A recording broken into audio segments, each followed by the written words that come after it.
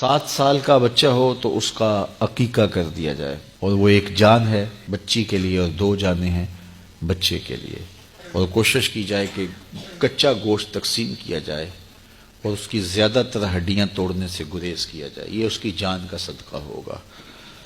آپ اس کو دعوت کے طور پہ لوگوں کو گھر بلا کر کے بھی کھلا سکتے ہیں، لیکن بہتر یہ ہے کہ اس کو کچا تقسیم کریں۔ یہ صدقہ نافلہ کی طرح ہوتا ہے، قربانی کی گوشت کی طرح، امیر غریب سارے کھا سکتے ہیں۔ تو عقیقہ جو ہے وہ بچے کا یہ سنت ہے، اور 7ویں دن اس کے بال بھی اتروا دیے جائیں، اور بال اتروا کے سر پہ زعفران یا کوئی چیز مل دی جائے، اور بالوں کے وزن کے برابر چاندی خیرات کر دی جائے، اور 7ویں دن ہی بچے کا کوئی اچھا سا نام رکھ دیا جائے۔ اللہ کو جو محبوب ترین نام ہیں وہ عبداللہ اور عبد الرحمن ہیں، تو یہ عبد کی اضافت کے ساتھ اسماء باری میں سے کوئی نام رکھ دیا جائے، اور اللہ کے ناموں پر جب نام رکھا جائے تو پکارتے ہوئے عبد کی اضافت کے ساتھ ہی پکارا جائے۔ اگر نام عبد الرحمن رکھا ہے تو رحمان صاحب نہ کہیں، عبد الرحمن ہی کہیں۔ عبد الغفار رکھا ہے، عبد الجبار رکھا ہے، عبد الرحیم رکھا ہے تو رحیم صاحب جبار صاحب نہ کہیں، بلکہ اس کو عبد الرحیم اور عبد الجبار کہہ کے ہی پکاریں پورے نام سے۔ یا پھر فرمایا سمو باسمی، اپنی اولاد کا نام میرے نام پہ رکھو۔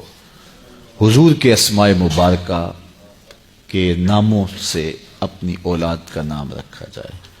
اپنے بیٹے کا نام محمد رکھا جائے یا احمد رکھا جائے، یا حضور کے مبارک اسماء میں سے کوئی نام اپنی اولاد کا رکھا جائے۔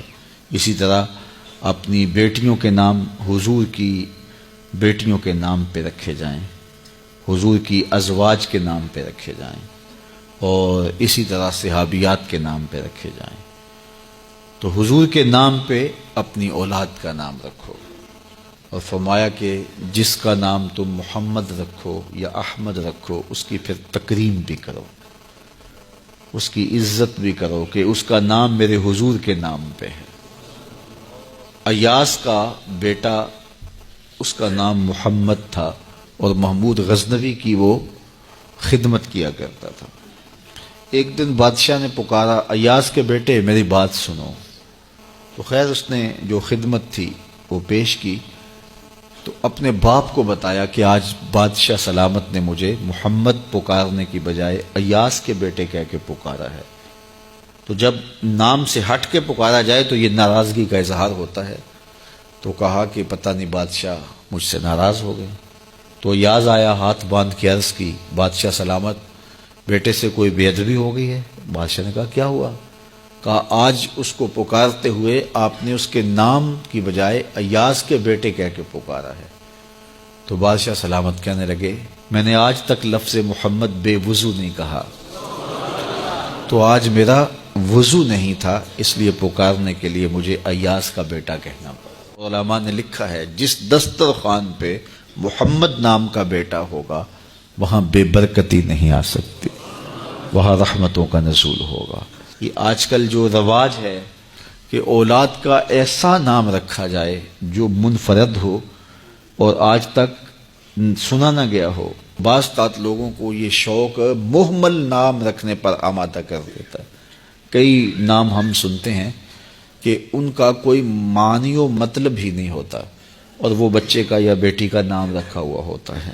ایک صاحب نے اپنی بیٹی کا نام رکیبہ رکھا، تو میں نے کہا کہ یہ تم نے کیا نام رکھ لیا؟ رکیب اور رکیبہ تو بڑے معیوب سے لفظ ہیں۔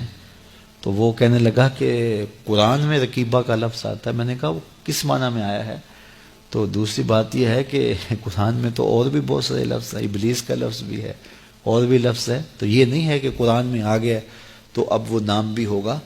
تو نام رکھتے ہوئے اس کے معنی و مطالب پر غور رکھا جائے کہ اس کا مطلب کیا بنتا ہے۔ بہت سارے نام ہیں، اللہ کے محبوب علیہ السلام نے ان ناموں کو تبدیل کیا، تو ایسے ناموں سے گریز کیا جائے جو مہمل ہیں یا ان کے معنی و مطالب مناسب نہیں ہیں۔